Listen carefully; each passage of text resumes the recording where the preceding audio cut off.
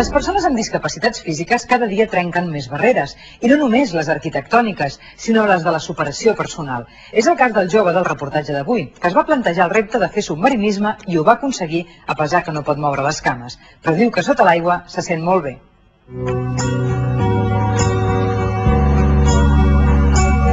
Aquest submarinista sense aletes als peus és en Julià. Té 29 anys i des d'en fa 12 que és paraplègic. Als 17 anys va tenir un accident amb moto que el va deixar invàlid, sense cap tipus de mobilitat en les extremitats inferiors. Tot i el xoc que representa haver d'assimilar que hauria de passar la resta de la seva vida en una cadira de rodes, no ha perdut mai les ganes de viure i de fer activitats noves. Gràcies al seu caràcter lluitador i constant, en Julià ha aconseguit ser pràcticament autosuficient. Un dels seus últims reptes ha estat treure's el títol de submarinista. Des que s'ho va plantejar fa poc més d'un any fins que es va titular van passar pocs mesos. El temps just de fer el curs, superar totes les proves i rebre la llicència pertinent que l'acredita per poder fer immersió.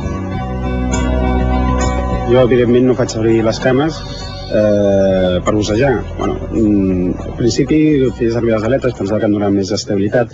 Ara les he suprimit. Normalment hi vaig bastant a poc i tranquil, només fent servir els braços com a mitjà de propulsió. I no cal córrer gaire i veritablement si vas tranquil doncs gastes menys aire i l'immersió dura més. En aquesta ocasió ha quedat amb els amics del centre de capbussament al port de Mataró. En Julià arriba puntual a la trobada. Mentre preparen l'equip, comenten la immersió que faran. Avui visiten les barres submarines de Mataró, un tipus de fons rocós de centenars de metres de longitud, situat a 1 quilòmetre de distància de la població.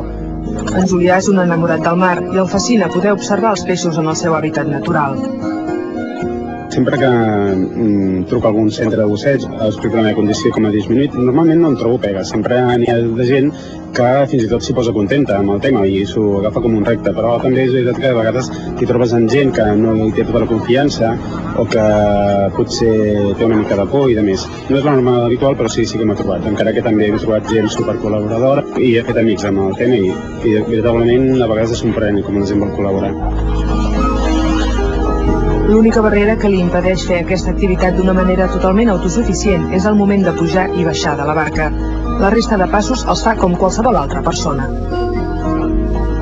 Bé, jo animo a tothom que veritablement li agradi el mar, tant com a mi, que si pateix algun tipus de minusvalia, doncs que si veritablement és un enamorat del mar, doncs que faci tot el possible per fer el que estic fent jo, que es trobarà gent que el podrà ajudar, com m'he trobat jo, i que no es quedi a casa. Si és una cosa que veritablement vol fer, que ho intenti fer i això doncs li portarà moltes gratificacions com m'estan portant a mi.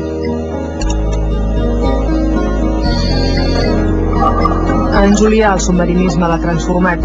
A part de convertir-se en un expert de la fauna i la flora submarina, ha fet un munt d'amics amb qui pot compartir un esport. Un esport sense traves, a pesar de la seva invalidesa. Demà tornarem a fer un viatge en vídeo. Serà a la Xina. Bona nit.